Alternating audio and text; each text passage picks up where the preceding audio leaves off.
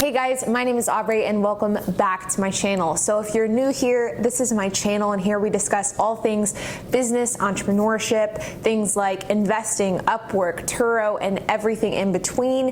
If you haven't already subscribed, then I would greatly appreciate you hitting that subscribe button and hitting that like button. It really helps the YouTube algorithm. And if you already are subscribed, then I greatly appreciate it. So I actually had a different video planned for today, but then something happened this week that was just like the perfect scenario to provide a kind of lesson to all of you who are either considering Turo or are new to Turo, and so I wanted to cover it in this video. So let's get started. So as I'm recording this, it is a Saturday, it is roughly 11 a.m., but this past week I had an issue with one of my Turo cars. Now this is an issue that has only come up a couple of times throughout my Turo career, but it is a question and a topic that I get asked a lot about, and that is the question of what happens if your car gets stolen? Yeah, you heard that right, stolen. And this week I had one of my cars stolen from me, so I want to talk about it in this video today. So to give you guys some context on the video clips that I'm going to insert throughout this video, I had a rental that started on Monday at 2 p.m. It was just a one-day rental, nothing out of the ordinary, just a standard rental. The next day, whenever the car was due back on Tuesday at 2 p.m., I had messaged the guest and I had said, hey, what's up? Just wanted to let you know that the car is due back at 2 p.m., though you're welcome to extend if you would like. If you don't want to extend, then here are the instructions for vehicle return. He didn't respond back, but not a big deal. A lot of times people don't. It's not that abnormal for people to not respond. They just simply will return the car, follow the instructions, and then carry on with their day. So around 3 p.m., I went to my location where my cars are to check in this vehicle, and it wasn't there. Again, not entirely out of the ordinary. I don't have late returns, I would say, like consistently, but I have them often enough to where like it doesn't ring the alarm bells by any means. So what I did was I called up Turo and I filed a late return. And late returns and filing them on Turo is probably one of the most annoying tasks because you have to do it over the phone. You can't do it over customer support chat. And it's also like, I think, an unnecessarily drawn out process. So I got on the phone with them. They asked the general questions that they ask. And then that was kind of it. The car was filed as late return. Now, for those of you who don't know, whenever a car is stolen on a rental, meaning if you rent your car out to somebody and they don't return the car within the standard period of time, you have to give a 24-hour grace period. And this is a 24-hour period to see if the car gets returned. So my car was due back on Tuesday at 2 p.m. I had to give it 24 hours until Wednesday at 2 p.m. And then at that point, the standard process, and I think it varies slightly state to state, but here in my state, what you then have to do is you have to send a certified letter to the address of the person on their ID, on their driver's license. You have to send a certified letter. You have to wait until that certified letter gets to them. And the reason why it has to be certified is because there's tracking numbers on certified letters. And then once the certified letter is delivered to their address and you have that confirmation through the tracking, I believe you then have to give it like something like 30 days. And then you can officially mark it up as stolen and file a police report and go through those processes. The reason why you can't just file a rented car out as stolen is because you technically gave the keys to that person and they didn't steal the car, they just kind of overstayed their welcome. So the process of reporting a vehicle like that as stolen is different than if your car was stolen from your front yard. So what I did was I had filed the claim, the late return claim to Turo. I had done all of the things that I needed to do in order to get this process started, and that was just a matter of waiting. But the thing that was frustrating for me was this car was going out on another rental that next day, later that evening, or I think the following day. So it was going out on a rental pretty shortly, and it was frustrating because this guy wasn't answering any of his messages. So I had no idea if like he just was maybe running late in a meeting, if he was MIA, I mean, there's always a chance that the person could have died. Like, you never really know the circumstances. And so I was really frustrated because I'm like, okay, I don't want to cancel this rental, but I've also got to figure out what to do next. And so the next day, I finished all of my meetings earlier than expected, and my work was like pretty slow that day. So I decided I was going to drive up to this guy's house, and I was going to see if my car was there. All right, so we are here at a random location, and right here behind me, right there, is my car. So this car was due back yesterday at 2 p.m. It is now Wednesday at 12 p.m. so it is 22 hours late. It turns out that the car was there, and as you can see from the video, I spotted it from my car, and the car was just sitting outside of his house. Now, there's a couple of ways that you can go about doing this, and in the Turo world, it's called a self-repo, so you're kind of repossessing your own car back. I've heard of a lot of people that will go up and knock on the door. I've heard people that will just grab the keys and go and drive off. I've heard people that will call a tow truck. For me, you know, I was by myself. It was in the middle of a work day, and so because of that, I didn't have the opportunity to just get in the car and drive off and have somebody follow me in my car, because I had my personal vehicle and I couldn't leave that there either. So, and I also had my 2 dogs with me, so I couldn't just like park my car, go get that car, and it just kind of made the entire process more difficult. I probably shouldn't have brought my dogs with me, but I also didn't want to go up there and knock on the door because you just never know who's going to be there, and being a female by myself, like with my dogs, I didn't want something to happen. Like, it's never worth it to like risk your own safety for the sake of saving a rental. It's just not something I'm interested in doing. What I did was I decided that I was going to call a tow truck. So I contacted Turo, I let them know what was going on, that I was there with the vehicle and that I needed to get this vehicle towed. And they dispatched a tow truck to me who would then pick up the car and then tow it back. Considering the fact that I'm by myself and I don't even have the ability to get this car right now, even if I wanted to, because I need to drive the car I'm in home, I decided to call Turo Roadside. Now, I spent like an hour on the phone with Turo Roadside because I had to connect myself to the late return department, and they dispatched me to a different department, and then they dispatched me to a different one. So it was kind of an annoyingly long process, but it is what it is.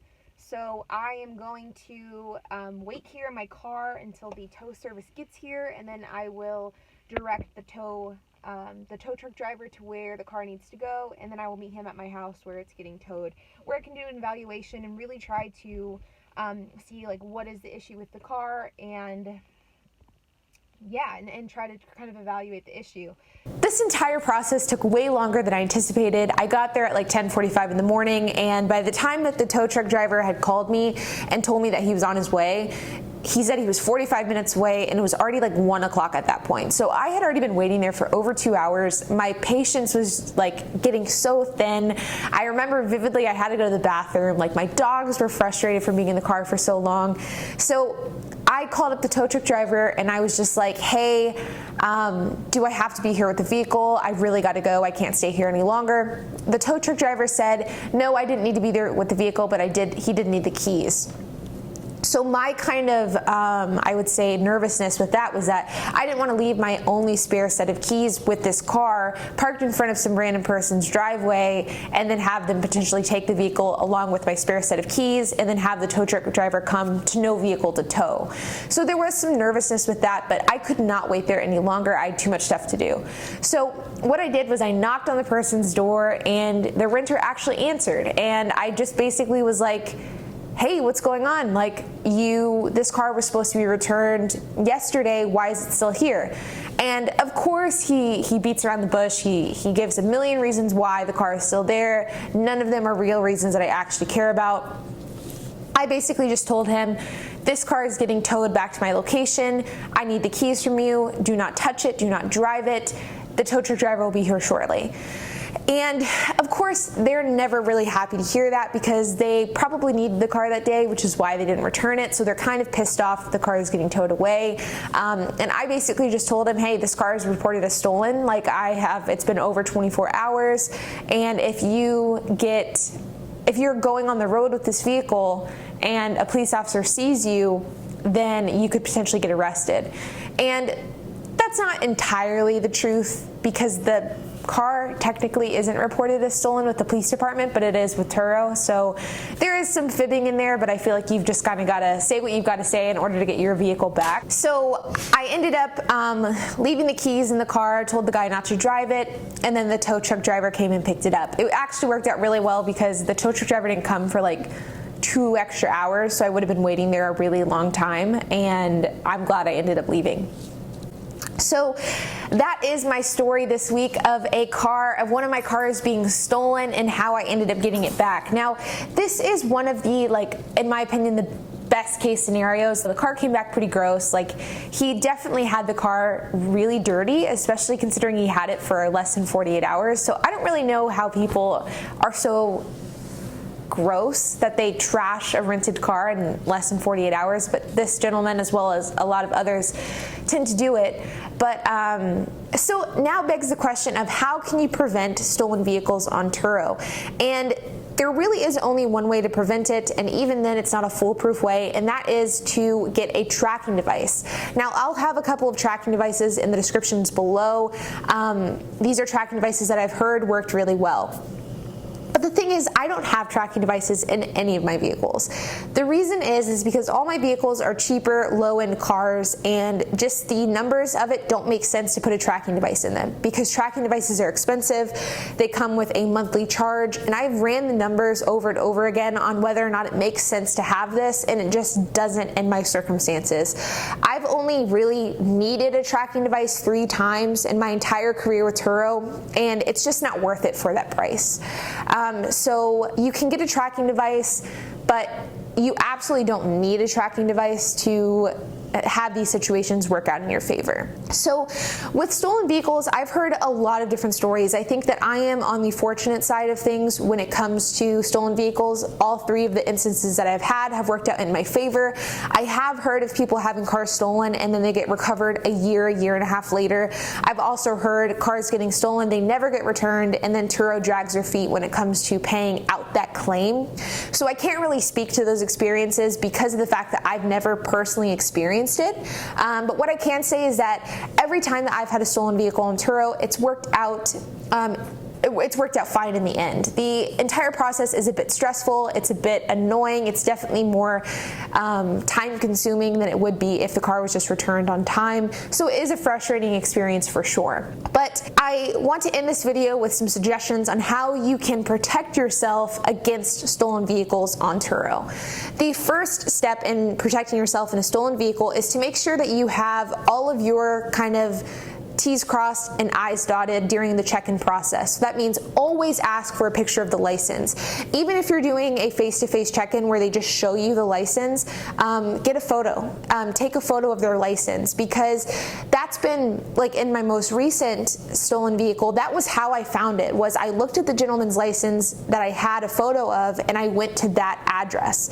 And so if I wouldn't have had a picture of his license, I don't really know when I would have gotten the vehicle back. So make sure you always take a photo of the license. This isn't only for your knowledge that you know their address, it's also because that's one of the first questions that Turo is going to ask when they start the late return process. Getting a photo of their license or viewing their license is a requirement during the check-in process. And if you don't have that, then Turo could potentially not assist you in the process of doing this late return and the stolen vehicle claim. So that is my number 1 tip. Always get a picture of the license. And if you're doing remote pickups and remote key exchanges, then make sure that you have both a photo of the license as well as a selfie of them holding their license.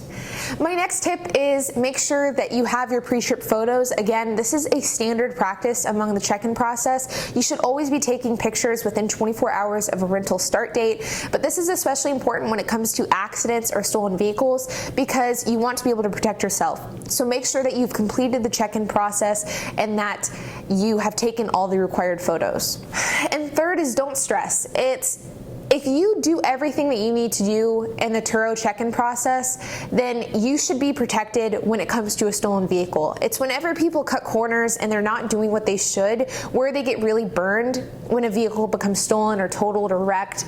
And as long as you are following the process, as long as you're following the correct procedures, you will be protected when it comes to a stolen vehicle. It may be stressful and it may be kind of an annoying and cumbersome process, but just don't let it bother you. For me, I have really gotten to the point where my cars are just simply a business asset, and if a car gets returned late or if it's stolen, like, yeah, it's kind of always in the back of my mind, but it's something I really have gotten pretty good at not stressing about, because there's no use in stressing about something that you can't control. So just trust the process, trust that you've done everything to protect yourself, and eventually, whether it be in a few days or in a few weeks or even in a few months, you will be made whole again, either by getting the vehicle returned to you or having a claim paid out for the stolen vehicle. So guys, that is the end of this video. I really felt like it was good timing because like I said, I had another video planned for this weekend, but this happened earlier this week, and I just felt like it was the perfect opportunity to kind of educate you guys on what happens when a vehicle is stolen on Turo and that process from the perspective of a host. So like I said, I greatly appreciate you checking out this video. If you enjoyed it, please hit that like button and please hit that subscribe button. It really helps the YouTube algorithm and it helps my channel grow. If you guys have any questions, comments, or any suggestions for future videos, please comment them below, and I will see you guys in the next video.